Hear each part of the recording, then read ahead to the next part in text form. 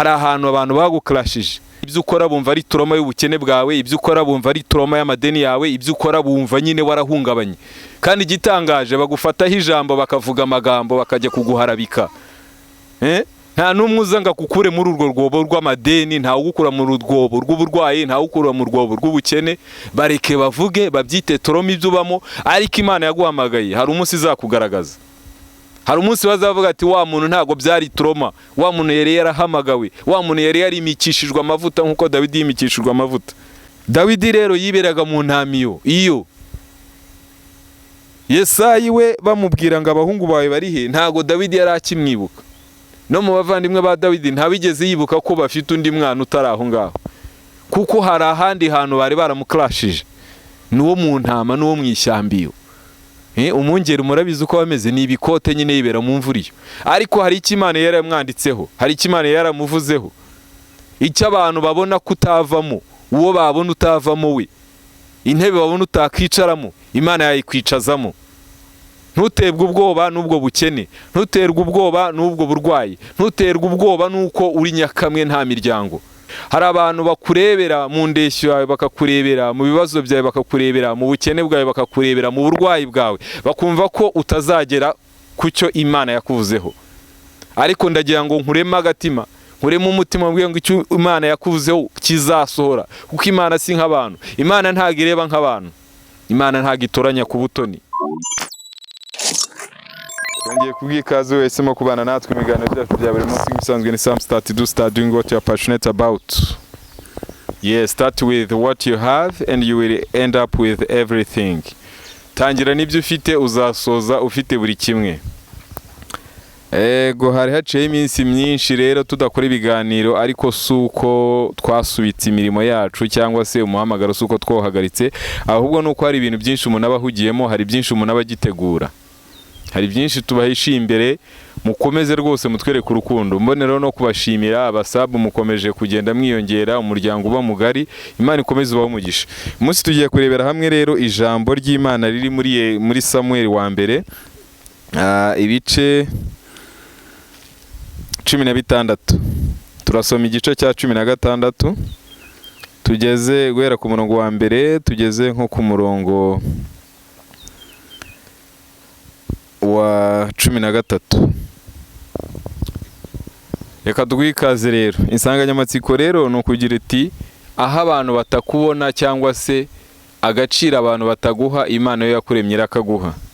Ushyirwa ku ruhande wenda n'inshuti cyangwa se ushyirwa ku ruhande n'imiryango, ariko Imana kuba abantu batakubona, Imana yo irakubona, kuko umugambi gufiteho ni mwiza kandi icyo yakubitsemo umunsi yagutwikuruye, umunsi yakugaragaje ikagushyira ahagaragara, ikagushyira hirengeye, abatakwemera barazakwemera. Niba waho muri no minsi utemerwa, utavugwa, mu nshuti utabarwa, mu miryango utabarwa, bumva nta cyiza cyaturuka iwawe, bumva nta cyiza cyaguturukamo, bumva nta gitekerezo kizima cyakuvamo, ariko Imana yo yakuremye hari iby'agaciro yakubitsemo. Reka dusenge, hanyuma dutumire Mwuka Wera tuyobore muri iri jambo, hanyuma abashe no gufasha imitima yacu dusobanukirwe neza iby'iri jambo. Uri Imana isumba byose, itangira ukaba n'iherezo, Imana ivuga bikaba, yategeka bigakomera. Turagushimye kuri Imana igira neza. Duciye bugufi ngo tubare icumuro byacu, tubare intege zacu, tubona umugayo, Mwami udukureho. Mu izina rya Yesu Kristo, icyasha Satani yashyize ku bantu, imyuka mibi ya karande Satani yashyize ku bantu, ituma batagaragara, ituma bataboneka, ituma impano ziri muri bo zitagaragara, mu izina rya Yesu Kristo zo tuzifashe impiri. Turagutumiye ngo uzobane natwe muri ijambo, abadukurikiye nabo Mwami, imitima yabo uyihembure, imitima yabo uyibohore, ubakure mu byangwa n'amaso yawe, n'ukuri wongere biyegereze. Udusobanurire iby'iri jambo ryawe, mu izina rya Yesu Kristo. Icy'agaciro abantu batatubonamo, wowe wadushyizemo, ukitugaragarize Mwami, ukigaragaze, ushyire iherezo ku gasuzuguro k'abadayimoni. Turagushimye kugira neza ni mu izina rya Yesu Kristo, amen. Reka dukomeze. Samuel wa mbere, ibice 16. Umutwe w'amagambo uragira uti Samuel atoranya Dawidi ngo abe umwami. Bukeye Uwiteka abaza Samuel ati, uzageza he kuririra Sawuli, kandi nanze ko aba umwami wa Isirayeli? uzuza ihembe ryawe amavuta ngutume kuri Yesayi w'i Betelehemu, kuko niboneye umwami mu bahungu be. Samweli arabaza ati, nagenda nte ko Sawuli nabyumva azanyica? Uwiteka aramusubiza ati, jyana inyana y'ishashi, nugerayo uvuge uti, nzanywe no gutambira Uwiteka igitambo, maze uhamagare Yesayi aze ku gitambo, nanjye nzakwereka uko uzagenza.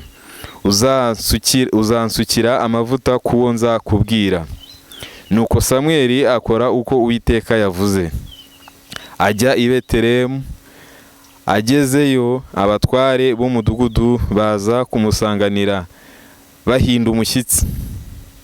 Baramubaza bati, mbese uzanywe n'amahoro? Ati, ni amahoro, nzanywe no gutambira Uwiteka igitambo.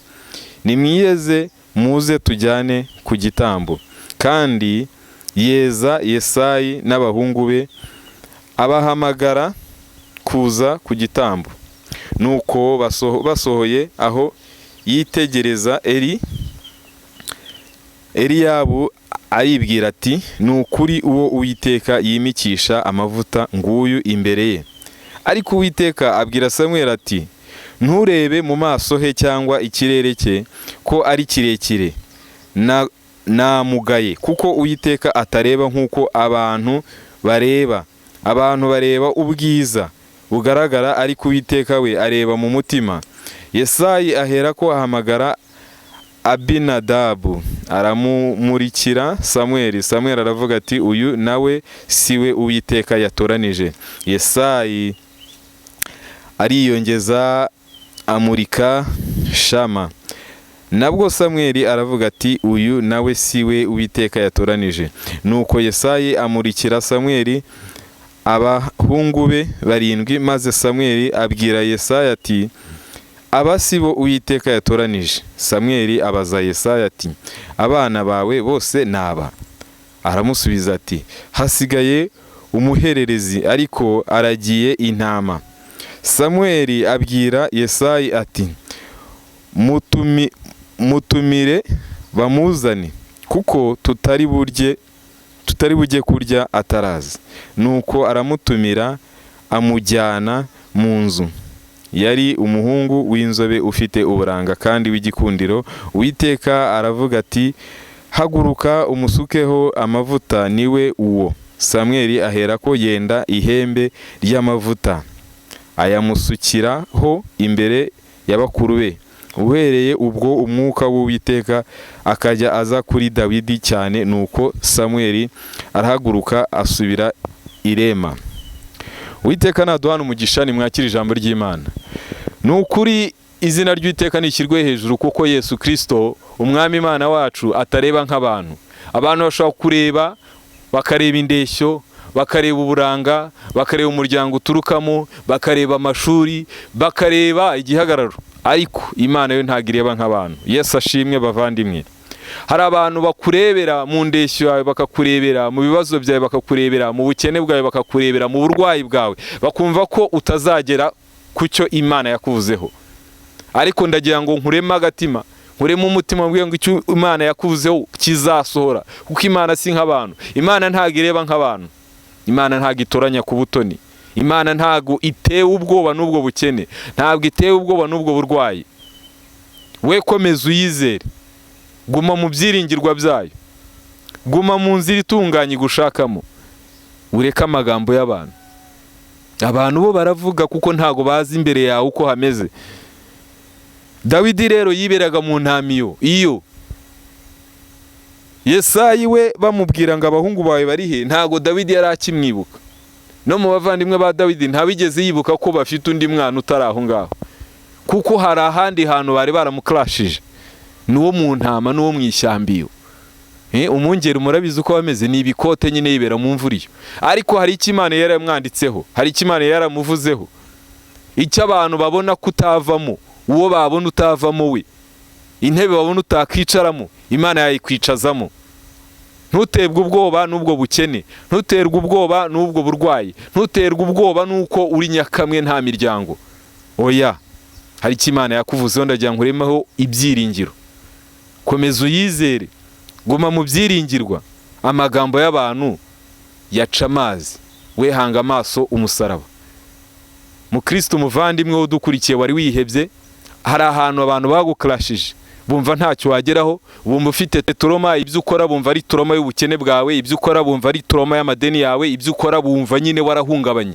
Kandi igitangaje bagufataho ijambo bakavuga amagambo bakajya kuguharabika. Nta n'umwe uza ngo akukure muri urwo rwobo rw'amadeni, nta ugukura mu rwobo rw'uburwayi, nta ugukura mu rwobo rw'ubukene. Bareke bavuge, babyite turoma ibyo ubamo, ariko Imana yaguhamagaye hari umunsi izakugaragaza. Hari umunsi bazavuga ati wa muntu ntago byari turoma, wa muntu yari yarahamagawe, wa muntu yari yarimikishijwe amavuta nk'uko Dawidi yimikishijwe amavuta. Ndakurema agatima, komeza mu nzira yawe mu gihe uri gukora igitunganye, mu gihe uri mu nzira Imana igushakamo, mu gihe uri mu mugambi wayo.